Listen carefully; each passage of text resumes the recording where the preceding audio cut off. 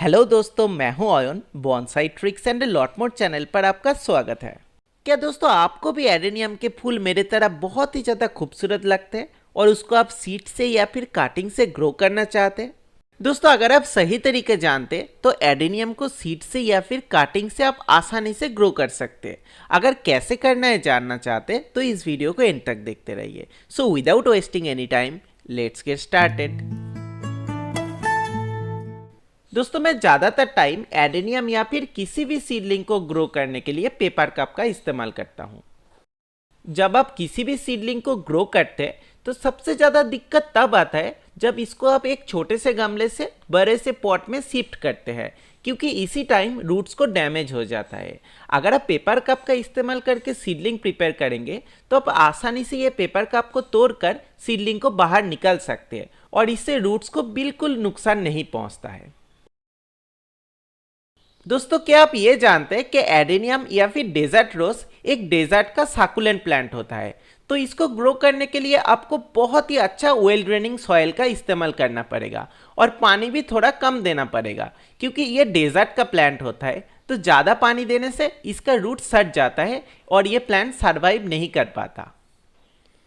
तो इसके लिए अगर आप चाहते हैं तो एडेनियम को सिर्फ रिवर सैंड में भी ग्रो कर सकते हैं। दोस्तों एडेनियम को सीड से ग्रो करने में बहुत सारे लोगों को बहुत ही ज़्यादा दिक्कत आते हैं। ये सीड से आसानी से ग्रो नहीं हो पाता। इसका मेन रीज़न है आपका सीड बहुत ही अच्छा नहीं है।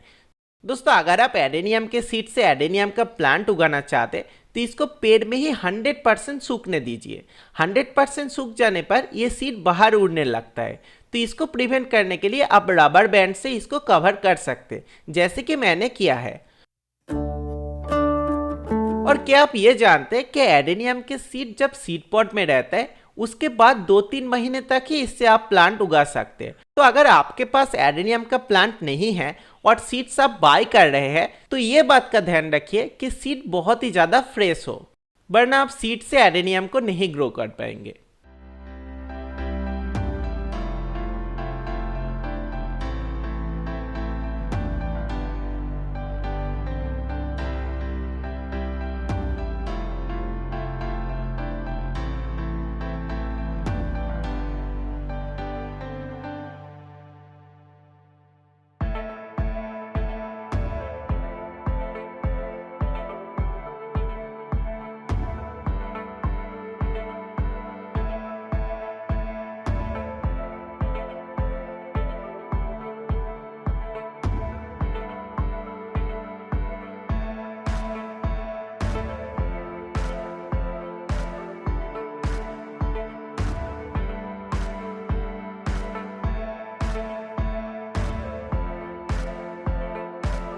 चलिए अब बात कर लेते हैं कि एडेनियम के सीडलिंग जब बड़ा हो जाएगा तो इसको ट्रांसप्लांट कैसे करना है। इसको ट्रांसप्लांट करने के लिए आप मिट्टी को पूरी तरह ड्राई होने दीजिए और इसके बाद आप सीडलिंग को बाहर निकालिए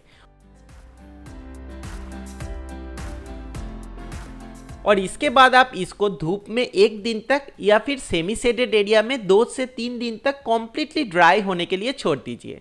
अगर आप ऐसा नहीं करेंगे, गीले मिट्टी से सीडलिंग को बाहर निकालकर एक पॉट में शिफ्ट कर देंगे और उसमें पानी दे देंगे तो आपके प्लांट 100% खराब हो जाएगा। तो ये बात का ध्यान आपको रखना ही है।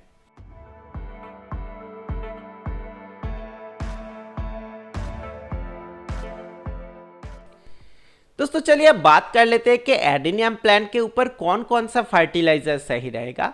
अगर आप चाहते हैं तो भार्मी कंपोस्ट का इस्तेमाल कर सकते हैं, बनाना पील फर्टिलाइजर का इस्तेमाल कर सकते हैं और फूलों में बहुत ही ज़्यादा एट्रैक्टिव और ब्राइट कलर लाने के लिए ऑनियन पील फर्टिलाइजर का इस्तेमाल कर सकते हैं।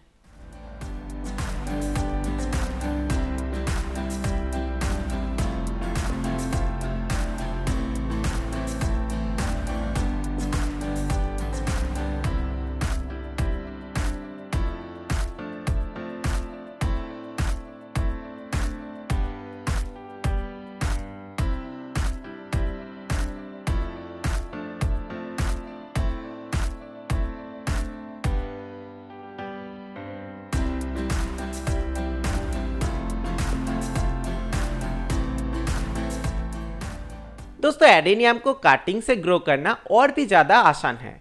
एडेनियम को अगर आप काटिंग से ग्रो करना चाहते हैं तो आप बहुत सारे काटिंग ले लीजिए और इसको सेमी सीडेड एरिया में 2 से 5 दिन तक सूखने के लिए छोड़ दीजिए।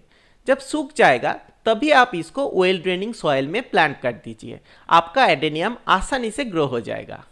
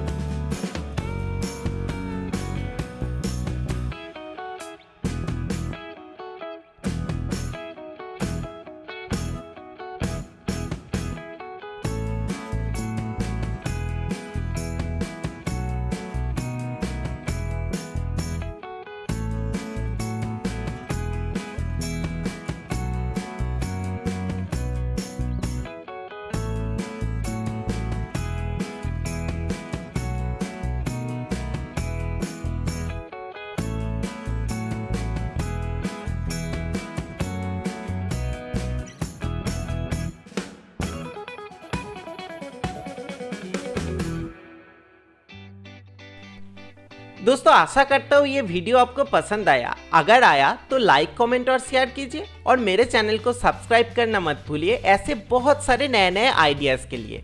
मैं हूँ Aayan from Bonsai Tricks and a lot more. Good bye, see you in the next video.